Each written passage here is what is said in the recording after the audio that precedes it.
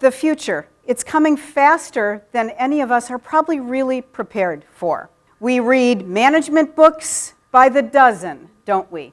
We're looking for that needle in a haystack, that one silver bullet that's going to solve all of our problems in our organization. And sometimes we get it right and we ride a wave, and then we don't see a change come and we get hit by a killer wave. So then we reduce our layers of management and we get aligned and we talk about seamless integration, but do we ever really change until our iceberg starts melting?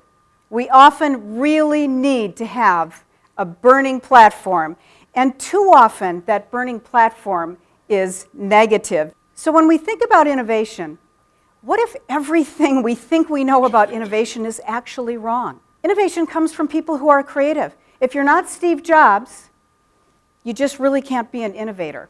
Well, that's not true. Innovation is more likely to come from a disciplined process that includes more than one creative person. Innovation is all about creating a hot new product. In reality, new products are very quickly copied and rarely produce the kind of return that's projected. And here's a couple more statistics.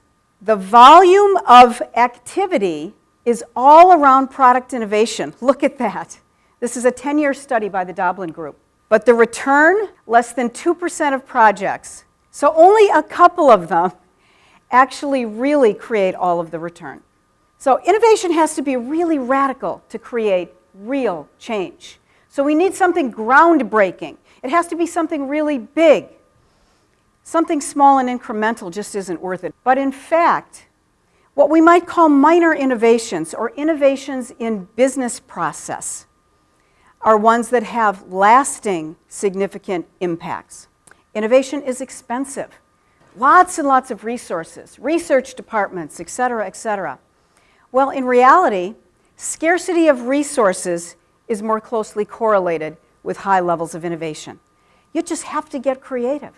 You just have to get it done.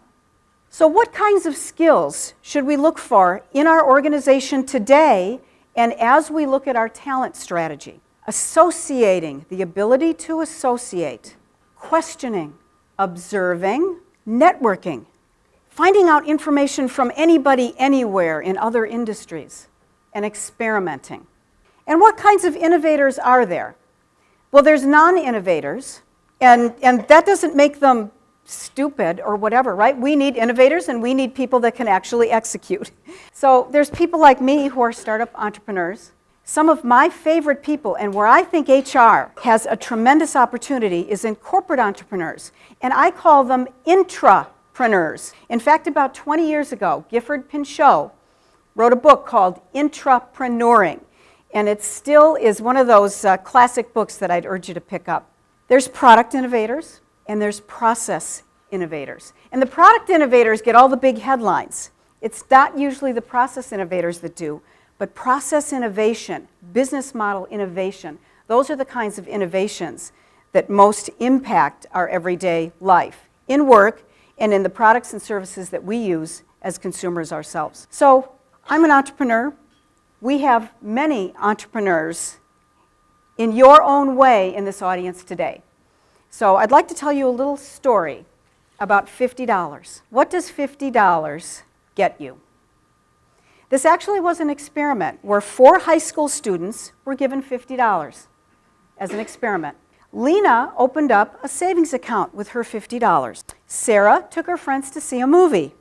Maurice invested $50 in mutual funds. Tanya bought a dozen ties and scarves and launched a business. What was each student's return on this investment? Well, it was about $1 of interest on the savings account. The people that went to the movie had a lot of fun. Maurice earned $4 from his mutual fund investment. Tanya sold enough ties and scarves that she made $148. And then what she did is reinvest $72 to buy more. This is entrepreneurship on a mini scale, but it's how it works. It's how it works if you start your own business, if you're a solo CEO, a solo entrepreneur, if you are a corporate intrapreneur. So what happened with Tanya is that she got a scholarship to go to Babson College in the US, which is one of the top couple of schools for entrepreneurship, a $200,000 scholarship. Because something sparked with her in this $50 experiment. There was a fundamental shift in her brain. The door to possibilities opened up for her, and it changed her life forever. So what about you? How can you, in your daily work, think about being entrepreneurial? How can you think about innovation in different ways than you've thought before? How can you think differently? How can you act a little differently? How can you engage others in this effort so that you all can really make a difference?